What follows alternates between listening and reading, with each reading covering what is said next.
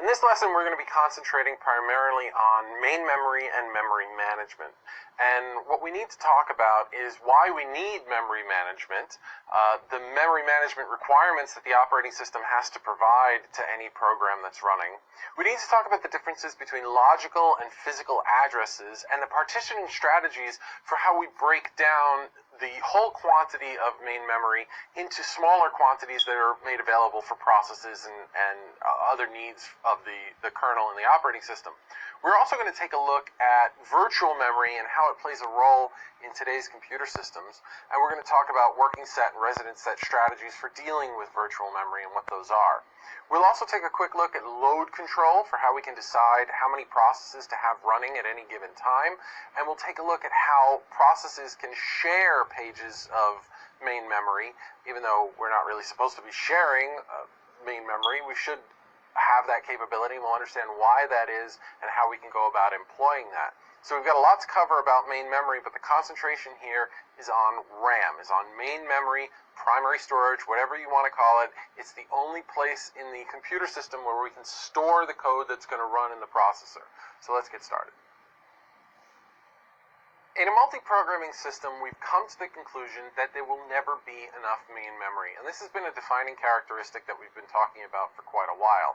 But we have to understand that even as the numbers get bigger and bigger and bigger, the problems get bigger and bigger and bigger. So although your system today might have 8 gigabytes or 16 gigabytes of main memory, Chrome now takes up 1 gig of main memory. If you were to look at your task manager or your activity monitor right now, the Chrome web browser that's playing this video is very likely taking up a gig or more of main memory, which was absolutely unheard of 10 years ago, but then the problem was that we had much less main memory. So in other words, as hardware scales up, software uses more of that hardware as well, and that's just a classic problem that we have in computing, and it's so true here in main memory management.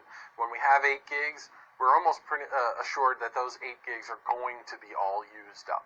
So at some point, we will run out of main memory, and it doesn't matter whether that run out happens at 8 megabytes, 8 gigabytes, or 8 terabytes, it's going to happen at some point. So the operating system needs to be able to allocate main memory for multiple programs that are running in the system all at the same time. The operating system is responsible for all 8 gigabytes. It's turned over to the operating system. The operating system can allocate it however it wants. Now, of course, the operating system is going to use some of that quantity of main memory for its own purposes.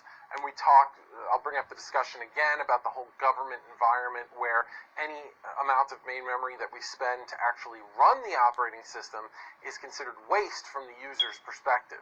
So we want to minimize that, but at the same time we recognize that main memory is going to be necessary for the operating system itself because it is a program. But all the applications that the user is running, be it Word, Chrome, PowerPoint, Safari, whatever you want to run, those need main memory as well, and certainly they're going to need a large quantity of main memory. So the operating system needs to decide, in a multi-programming environment, how we break down main memory and allocate it to those different applications.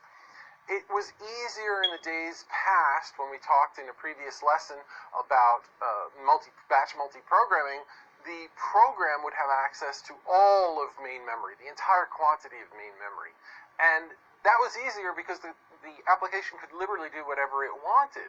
But in today's environment, we can't make that happen. We can't make that available. All of main memory cannot be made available to one program because that would be detrimental to the overall performance of the system when the user is trying to copy things from Word and paste them into PowerPoint, as you might do in a presentation, or vice versa if you're writing a paper for an English class.